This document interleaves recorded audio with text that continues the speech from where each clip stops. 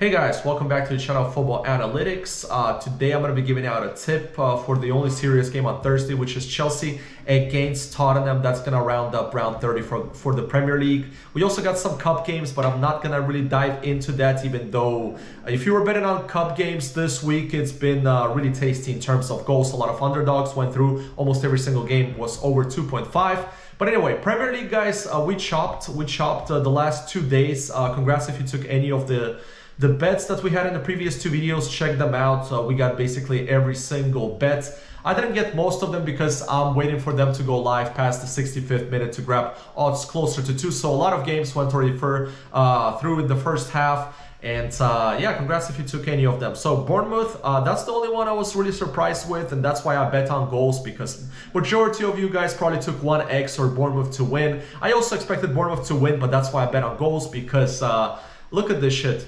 3 games in a row. Wait, hold on. Yeah, 3 games in a row at home. Bournemouth, who's known to be a really good, solid home team, lost, and that's betting for you guys. Anything can happen, and that's why you should stick to goals. Also, Ipswich finally won. It was actually the round of the underdogs. The only one that lost was Leicester 2-0. I saw some of you had Leicester to score BTTS with Man City. That's unfortunate. As I told you, I would rather pick Southampton over Leicester because it's tough to bet against Man City. Even though they have a lot of injuries, still, I would rather bet against Crystal Palace, which went through. I mean, Crystal Palace had the record of what, over 630 minutes, something like that, of not conceding away. I'll show you that here. Look at that. You see, that streak ended. I was chasing that streak already for a while, but Southampton finally scored, and they could have won a game. Juric, before the game, he said, our goal this season is not to be the worst team in the Premier League. So hopefully they don't finish the year like that. They're already in double digits. Yeah, they got 10 points, but unfortunately they could have won the game, so I feel bad for Southampton, but they're already relegated anyway. So yeah, Leicester was the only disappointment. Ipswich won their game. What else did we have?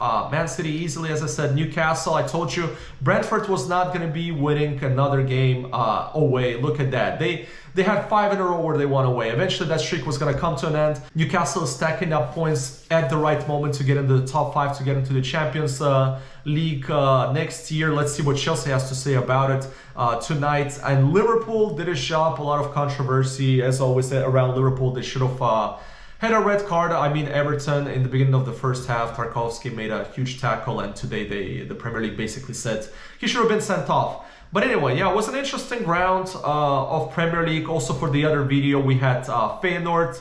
I told you they were going to be winning this game and scoring because the majority of their competition dropped points here. So they got a dub, and now they're in the top 3. What else? Benfica did his job. They're in the, what, their first or second? Second, same amount of points as Sporting. We also had them to score. And also Leipzig. Leipzig did its job. They lost the game, but all we care about on this channel, as I'll always say, is goals. And look at that streak that ended here. They had 5 games in a row where they didn't score, and they scored against Leipzig. Thank God they have a new coach now. So let's see what he cooks up. So yeah, that was it, guys. Good job if you took the goal market in the previous days. And as always, now let's dive into the game, main game of round 30, Chelsea against Tottenham, the derby. Look, I'm gonna base my pick off the far chart simply here. I suck betting on Tottenham. I usually don't get them. So look, the far chart tells me once again that we should go with Tottenham here. Of course, Tottenham scoring, not Tottenham winning the game. Look, the market here is 165 on Chelsea to win the game. The game matters much more for Chelsea than Tottenham. They still have Champions League to play for to get into next season, while Tottenham, they're right. They're not going to relegate. They're going to be maybe striving for mid-table. No, they're not going to catch up to Bournemouth, so they don't care. They only care about Europa League that's left. They also haven't won 3 in a row. But the far chart, guys, the far chart, let me show you. So this is what I'm really liking. Chelsea is doing really well at home. 5 in a row, consecutive victories, and also 3 of them, this is it. 3 of them, they didn't concede. And also Tottenham, look at their away form. They didn't score 2 games in a row. So that means I'm leaning towards taking a simple Tottenham goal during this game, whether it be live. Let's check the goal market. So 130, too low. I'll say it once again, I'm trying to get odds closer to 2 on this channel, so I will be betting on this game around the 65th minute if they don't score. So hopefully they don't score by then, and that's when I'm gonna take Tottenham. I think Chelsea will still perhaps win this game, but we need a Tottenham goal. If you're gonna ride with Chelsea, I don't think it's a bad bet, but the far chart tells me Tottenham to score. It's still a derby after all, and maybe when you least expect Tottenham to do something, maybe they eventually will. So guys, what's your prediction for this game? Chelsea or Tottenham? I'm going with Tottenham, simple goal.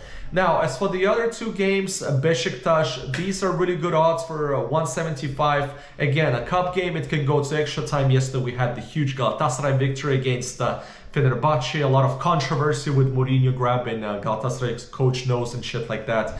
Oh man, Mourinho, what a show, man. Anyway, so Sporting, the odds are too low here. Maybe you can check also this game live, but another cup game, I wouldn't risk it. Also, Sporting has to focus on the league. And these Portuguese games, guys, you never know. The underdog scored yesterday against Benfica also.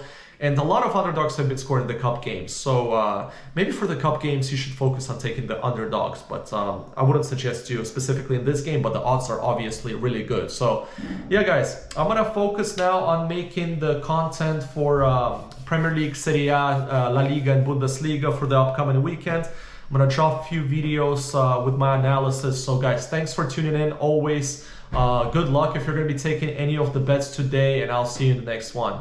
Adios.